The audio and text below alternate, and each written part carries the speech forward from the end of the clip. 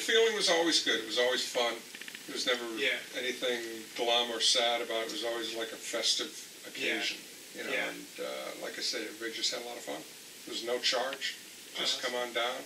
You can hear the music probably several blocks away, and people would just come down and mostly, you know, just take it in. Yeah, awesome. How much did what you guys did vary week to week? Well, we always continued to learn new material. Yeah. And so we would try out, you know, the new material found dock dances. Yeah. Yeah, we had a pretty good set list after a while there. At first, I mean, the band started with almost nothing. You know, the only guy who knew how to play anything was Jack Mayhew. And you can see there in the picture that he's got a guitar that he made out of a couple of pieces of plywood that he put together. He's very which one? Electronical guy. This one?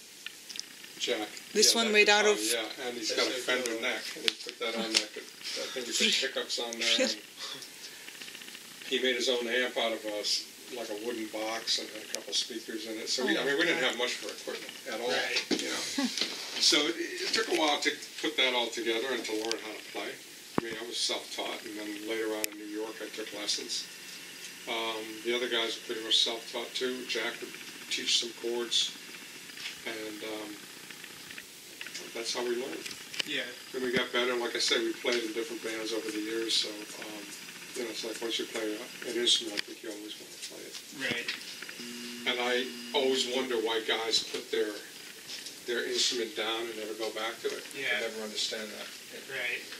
And a lot of that had to do with, you know, like the joy and the festivity, the festive feeling that we got out of playing down at the dock. Yeah. You know, those were great days, and you know, people would approach us with music deals. One guy wanted to take us over to Hong Kong, and yeah, set us up over there, and it never happened. But yeah, we were just kids too. Yeah, like 16 years old.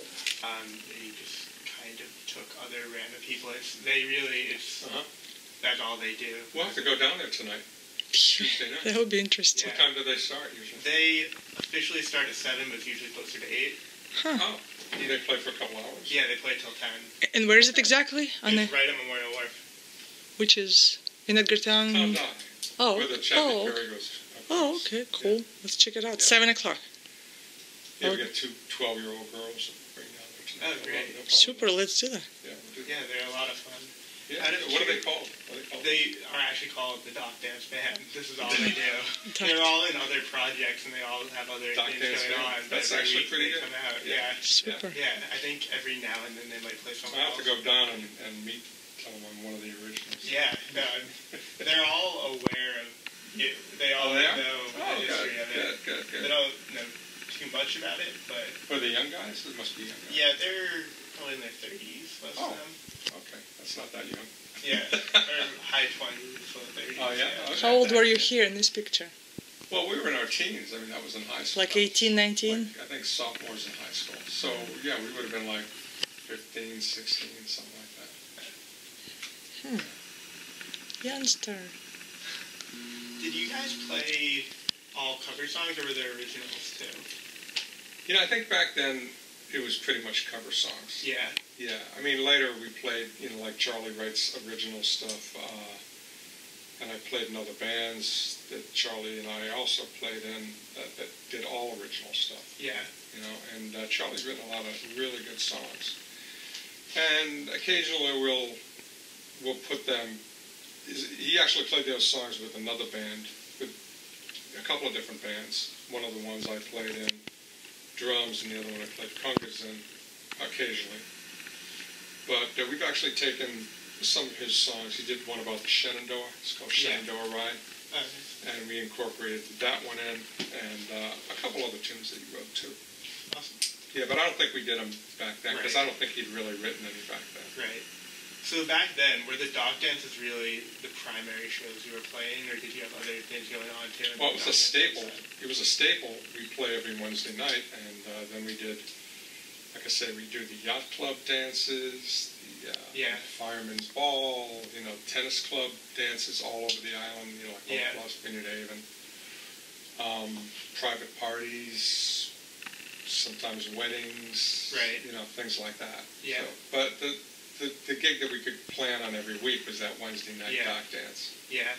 Yeah, and I actually had, it's funny because up at the end of the street, you know, the cars line up to go across on the on time, right? The ferry. At the top of that hill is, it was a bed and breakfast called the Daggett House. Okay. And now it's a private home. Yeah. Oh, yes. And I used to work there as a houseboy, I guess houseboy. You know, I used to do odds and ends always doing odds and ends. That's what I was there for. Mow the lawn, do some painting, whatever. And like I said, I think it was like 14 or 15. But we were playing every Wednesday night. And this old couple, the Churgwins, I forget, her name was Lucille, I can't remember his first name, but he took me aside one day and he says, listen, Rick, we're tone deaf. Yeah, we really don't like the music that you're playing down there. And, I wonder if I could pay you some money to stop playing. And I said, that's so nice. No, you can't pay me any money to stop playing. I mean, $1 million? Besides the tiny little bit of, it's not even about the money, I said. Right. We meet girls, we meet, other people, we're out and about, at least other jobs, and we're having the time of our lives. So no, I'm not going to, you couldn't pay me enough to stop. I mean, everything has its price, but he was a cheap son of a gun, so probably. Don't put that in. Didn't offer enough. What's that? I think it's funny. I think he should put it in. That was pretty funny. I think he should put it in. That's a newspaper, right? Newspaper. What's the Vineyard Gazette? Yeah. When is it going to be, the interview? It'll be printed this week's paper, so on Friday. This week, Friday. Oh, okay. You're going to take his picture? I've tried to get a photographer out here. I'm a photographer. I can take a picture of his. Actually, I can email it to you. They like to use their own photographer, so we might still send someone out. Sure. But if you wouldn't mind taking one, it can't hurt to have. How about you and him sitting talking? They're not going to want me in the picture. They're not going to want you. They've seen enough of me. So who is that guy? Yeah. What's he doing in there? But anyway, the other guys are around, except for Jimmy. Like I said, he's not around. And Charlie's in Connecticut, so... Right. If he'd wanted to play a dock dance, we would have done it in a heartbeat. Yeah. Yeah, because we always want to play. Yeah. The only guy that wouldn't be there would be Jimmy White. Right. Be Peter Ball. Tom, you were in a couple of books. What kind of books? Well, Peter Simon, the famous photographer, has written a couple of books about the island, and there would be a section on music, so he would do a little blurb about some of the players back in the 60s, and he would mention us and another band from Connecticut. It was a very popular band here called the Ogres. Yep. And actually, the drummer's brother of that group played in another band that we had. Oh, really? Gene Pelletier, yeah. So,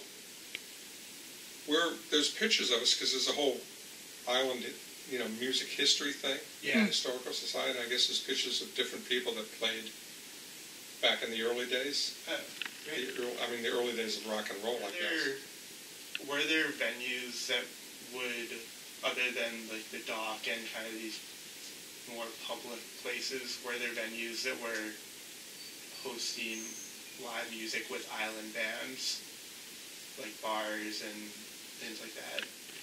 Or not so much? I don't know, because we were too young to go in the bars. Oh, yeah. Fair enough. There wasn't a lot of that. Right. The island back then was completely different than what it is right now. Yeah. It's like a totally different place. There wasn't like a big music scene, live music scene around. Right. I'm sure there were other people playing, and every once in a while there'd be a concert, and some people from, off island would come and play. Yeah. Then there was the Hot Tin Roof. Right. And that came along way later. That was years after we stopped playing. We actually played there, by the way. Oh, really? Yeah, I played. It's funny because Charlie and I were in the Bodes and this other band called Skyland Band, which was also pretty well known on the island, by the way. That's a band that we played with after the Bodes. That's the band where we played pretty much all original music. Oh, okay. And so years later, we came back to do 3 different bands at the Hot Tin Roof.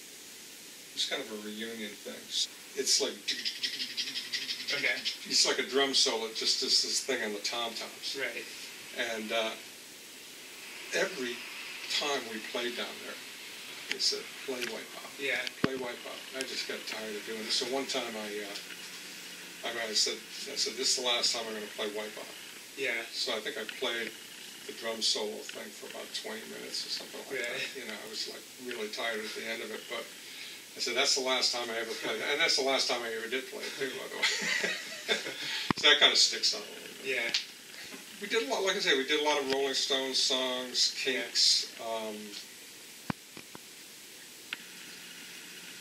We used to do songs by a group called the Bo Brummels. Yep. And another group called The Love. Okay. Beatles. Slow Down. I'm a Man, that's the Kinks. Yeah. We do songs like Gloria, Secret Agent Man. Yep. Oh, I like that one. Yeah. Yeah, that's one that I sang. Another Jumpin' Jack Flash. You Really Got Me, that's a Kinks song. Charlie Had His Pink Shoes On. And we were shut down within 30 minutes. And what year are we talking about? That was probably like 67 maybe, I'm thinking. It's great. Yeah. And we're like totally bummed, and I think, I don't know, we were like really pissed about that actually. Yeah. So White Pink Shoes. White Pink Shoes. But when I don't know, we're just trying to be crazy. What did you wear? I don't know, I used to wear it. I remember one thing that sticks out of my mind, which is so totally crazy. I used to wear madras shorts. Madras? Okay. Who wears madras? Nobody. But I mean, I guess madras was kind of popular then, but I mean, who does that now? Nobody wears madras. Back then, I was thinking I was kind of a dork for wearing those. Yeah. You know, but anyway, just, we used to experiment with putting different kind of glasses on, you know, like the Birds. We would do, you know, songs by the Birds. And, yeah. And, you know, Roger McGuinn would wear these little narrow pink glasses or something, or blue or yellow or whatever. We'd do stuff like that. We just like always fooling around. Right. Sometimes we'd have a lot of different percussive toys, you know, like cowbells and maracas and different, you know, blocks, claves and things like that, that we would give to people to like kind of come up and play with us. You know, to improve, you know, to hopefully improve on the whole. That Jack Mayhew's mother took back when we were, I think, sophomores in high school, probably. So we were probably about 15, maybe 16 years old. And it was taken right next to the house that Jack grew up in. Burns after 30 years, but that's us. Look how skinny I was. Where are you? Sure.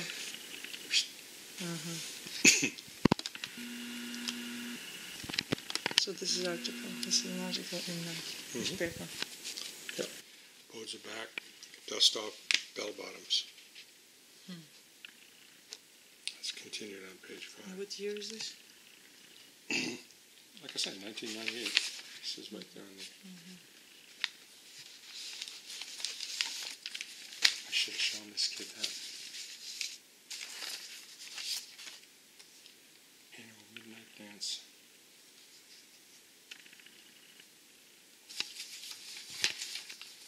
Crazy, huh?